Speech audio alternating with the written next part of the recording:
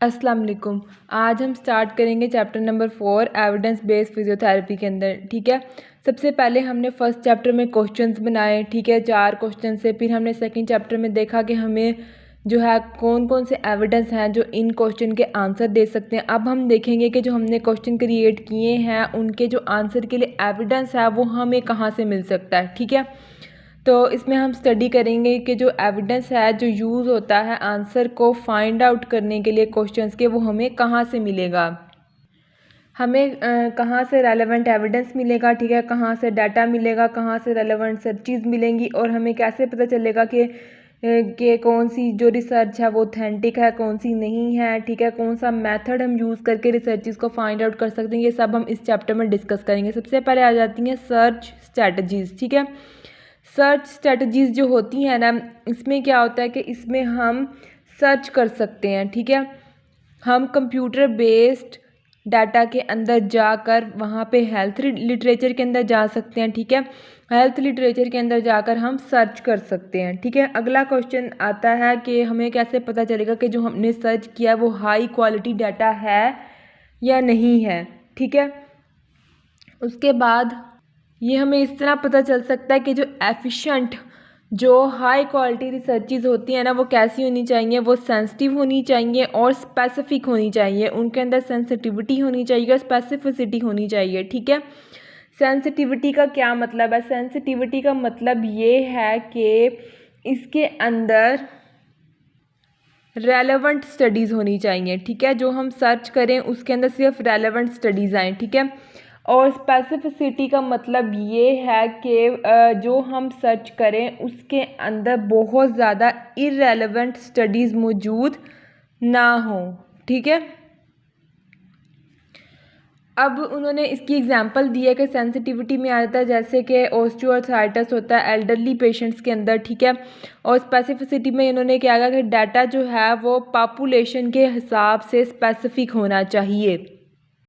For example अगर हम check करें ऑस्टियोआर्थराइटिस एल्डर्स के अंदर, ठीक है, तो हम सर्च करेंगे ऑस्टियोआर्थराइटिस। ठीक है, तो ये हमें डिफरेंट डाटा दे देगा और वो क्या होगा, ऑस्टियोआर्थराइटिस से रिलेटेड सेंसिटिव होगा। लेकिन अगर ये हमें दे देगा 30 की एज में, 40 की एज में ऑस्टियोआर्थराइटिस, 50 की एज में ऑस्टियोआर्थराइटिस से रिलेटेड डाटा, तो फिर ये स्पेसिफिक नहीं रहेगा। ठीक है, ये स्पेसिफिक डाटा नहीं है। स्पेसिफिक डाटा मैंने आपको बताया वो होता है जिसमें इरेलेवेंट स्टडीज़ ना हो। नेक्स्ट हमारे पास आ जाता है world wide web. World wide web क्या है कि जब भी हम कंप्यूटर चलाते हैं तो हमारा सबसे पहला इंटरेक्शन किसके साथ होता है? वर्ल्ड वाइड वेब के साथ। ठीक है, WWW भी जिसे कहते हैं, इसे हम इंटरनेट भी बोलते हैं। ठीक है, इसके अंदर हम सर्च कर सकते हैं डाटा गूगल पे, याहू पे, मोज़िला पे, यूसी ब्राउज़र वगैरह पे सर्च कर सकते हैं। ठीक है, इसको हम जर्नल्स भी बोलते हैं। ठीक है, और इसका जो डाटा है वो ऑथेंटिक हो भी सकता है और ऑथेंटिक नहीं भी हो सकता। ठीक है, स्पेसिफिक और सेंसिटिव भी हो भी सकता है और नहीं भी हो सकता। हम इसके बारे में श्योर नहीं होते कि इसका डाटा ऑथेंटिक है या नहीं है, हो भी सकता है और नहीं भी हो सकता। ठीक है, उसके बाद इसमें क्या है कि इसके अंदर जो रिज़ल्ट्स आते हैं, ठीक है, उनमें मोर टाइम रिक्वायर्ड होता है। ठीक है, ज़्यादा टाइम रिक्वायर्ड होता है उन रिज़ल्ट्स के अंदर, और ये बेस्ट वे नहीं है हाई क्वालिफाइड या हाई जो क्वालिटी डाटा है, हाई क्वालिटी रिसर्च है, उसको फाइंड आउट करने का ये बेस्ट वे नहीं है। उसके बाद हमारे पास आ जाता है गूगल स्कॉलर। गूगल स्कॉलर जो है ये सबसेट है गूगल का। ठीक है, ये एक न्यू सर्च इंजन है गूगल के अंदर। इसके ऊपर गूगल स्कॉलर के ऊपर स्कॉलर आर्टिकल्स पड़े होते हैं। ठीक है, इसके अंदर ऑथेंटिक डाटा होता है, लेकिन कुछ डाटा इसके अंदर भी ऐसा होता है जिसको हम ऑथेंटिक कंसीडर नहीं कर सकते। ठीक है, इसके अंदर आता है जर्नल्स को हमने दिया होता है इम्पैक्ट फैक्टर। इम्पैक्ट फैक्टर क्या होता है? इम्पैक्ट फैक्टर हमें ये बताता है कि जो जर्नल्स के अंदर डाटा मौजूद है वो ऑथेंटिक है या नहीं। जितना ज़्यादा इम्पैक्ट फैक्टर होगा उतना ही ज़्यादा डाटा ऑथेंटिक होगा। ठीक है, नॉर्मली 2 से 2.5 इम्पैक्ट फैक्टर हो तो हम इसे हाई क्वालिटी जर्नल कंसीडर करते हैं। ठीक है, और जो जिनका 5 से 6 इम्पैक्ट फैक्टर होता है वो पेड सब्सक्रिप्शन से अवेलेबल होते हैं, मीन्स हमें उन्हें पे करना पड़ता है फिर वो हमें मिलते हैं जर्नल्स। नेक्स्ट आ जाते हैं हमारे पास सर्च टूल्स। सर्च टूल्स में हमारे पास 2 तरह के टूल्स होते हैं, एक है BMJ बेस्ट प्रैक्टिस और दूसरा है अप टू डेट। ठीक है। ये दोनों हम यूज़ करते हैं इफ़ेक्ट्स ऑफ इंटरवेंशन, प्रोग्नोसिस और डायग्नोसिस से रिलेटेड क्वेश्चंस को आंसर करने के लिए, और ये दोनों ही हमें पेड सब्सक्रिप्शन से मिलते हैं। ठीक है। इनके ऊपर जो डाटा होता है वो मोस्ट ऑथेंटिक डाटा होता है, इसीलिए हमें ये पेड सब्सक्रिप्शन से मिलते हैं। इसके अंदर 10,000 डायग्नोसिस रिलेटेड इन्फॉर्मेशन मौजूद होती है। ठीक है। इसके अंदर ना सिर्फ रिकमेंडेशंस होती हैं बल्कि प्रिवेंशन भी होती है किसी भी डिजीज़ की, स्टेप बाय स्टेप डायग्नोसिस दिया होता है, ट्रीटमेंट भी दिया होता है, फॉलोअप भी दिया होता है। मींस एक डिज़ीज़ की हर चीज़ इन्होंने एक्सप्लेन की होती है इनके अंदर। ठीक है। इसीलिए तो ये हमें पेड सब्सक्रिप्शन से मिलते हैं, क्योंकि इनके अंदर इतना ऑथेंटिक और इतना ज़्यादा डाटा मौजूद है। ठीक है। लेकिन इसके अंदर एक्सपीरियंस रिलेटेड डाटा मौजूद नहीं होता।